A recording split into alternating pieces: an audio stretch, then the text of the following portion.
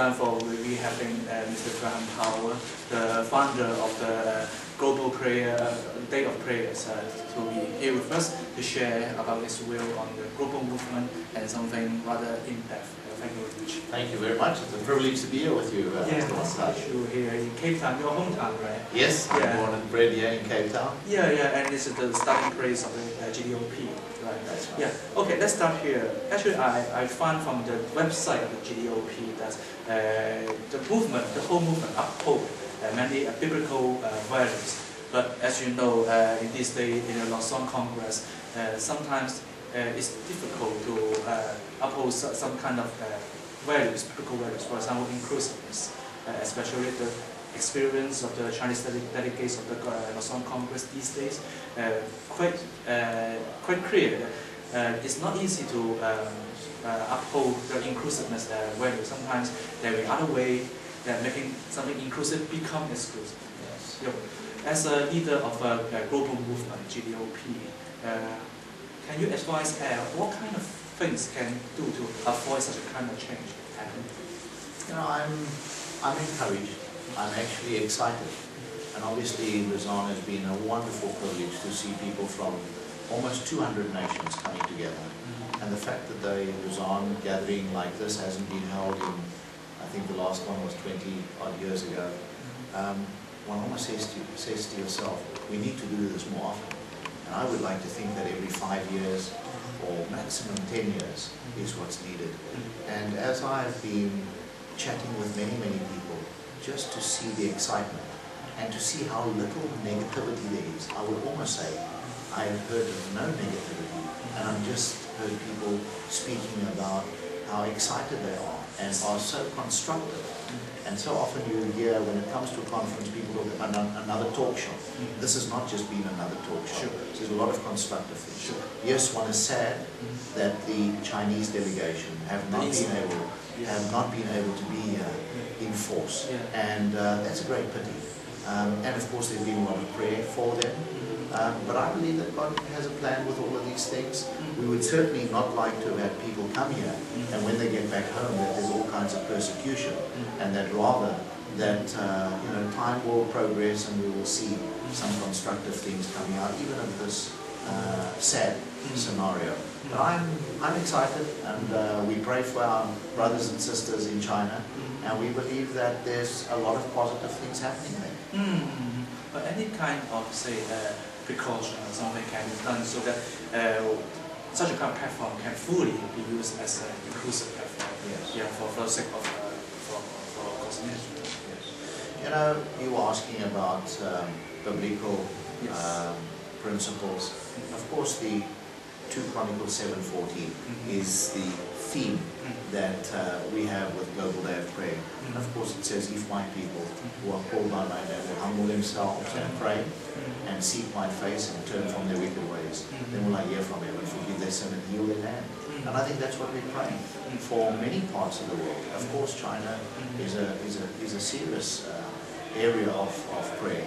And so we're praying that there will be a healing of relationships, trust, and I'm excited and believing that God is busy doing that. I'm hearing a lot of positive things coming out of China and many of the other closed countries where Christianity is being more and more openly allowed to operate, to declare their faith. So the starting point should be prayer. Absolutely. I have no doubt on our daily lives personally, as a country, as a nation, prayer is the foundation that I believe is critical. Now, as you know, I come out of the marketplace, out of the business world. I'm in construction and highway construction and real estate development. So often, when people talk prayer, they say, "Well, it's not tangible. You know, you cannot really box it in. You can't. It's not something you can feel and see." I've come to appreciate the power of prayer. You know, here in Cape Town, 10 years ago, 1999, 2000. We had 22 bombs explode in this city in less than 18 months. We have had a huge amount of prayer. And from that first prayer gathering until today, 10 years later, not one bomb has been planted or exploded in our city. And so when people say, you know, can you give me something tangible? I use that as an example.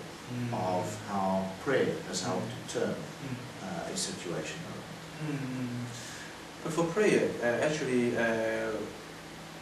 when we want to pray, we find many kind of expectation and values. We want hopefully God can help us to uphold some biblical values and something like that.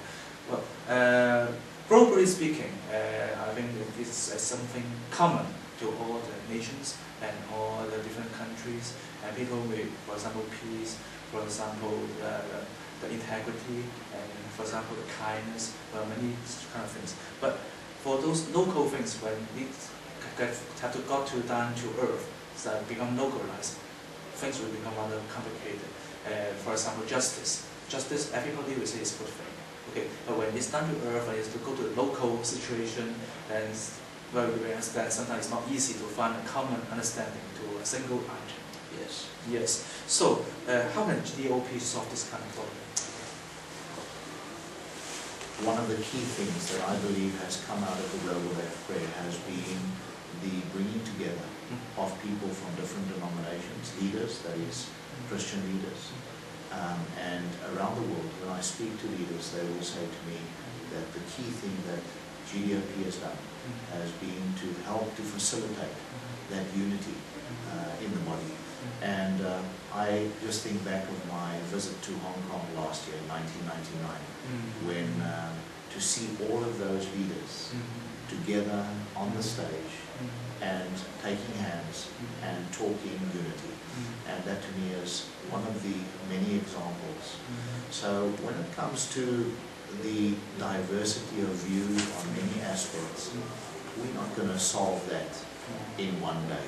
And I don't believe that any network, any organization can claim any credit, but that we need to turn to God. So I think first of all there's the foundation of prayer. Secondly, that we not be focusing on our differences, but that we be focusing on the things of foundational value that we agree. Prayer, the cross, that Jesus died on the cross. And if we are able to start with those things of common agreement, then somehow the other small differences seem to fade away. And so that's my hope, is that we not focus on the areas of conflict, but that we focus on the areas of agreement, and that we tolerate one another more and more. And even when it comes to the various differences that we have, West-East cultural differences, that we be more tolerant. One question I think it may be curious to us, not to know too much about the South Africa. Actually, we know that in those old days, okay, the apartheid, different church will have different interpretation to the same words of Bible. Okay, from the perspective of prayer, how can this be solved? How such a kind of difference can be solved, so that church leaders of different Christians of different churches can finally go together on the same platform? It's interesting. In South Africa, we came through this time of apartheid, which was a very sad part of our history. And when people look back, now I grew up with my parents, of course, having been here in the heart of apartheid as a younger person coming through and standing against many of those things. But the amount of indoctrination, the amount of media that just keep working away at it, so that people think that what they're doing is right. And when I look back, you almost say, how could our parents have not have stood against this more vigorously? And yet, as you have seen the peaceful transition, and that a white government, a white leadership have governed themselves out of power, it's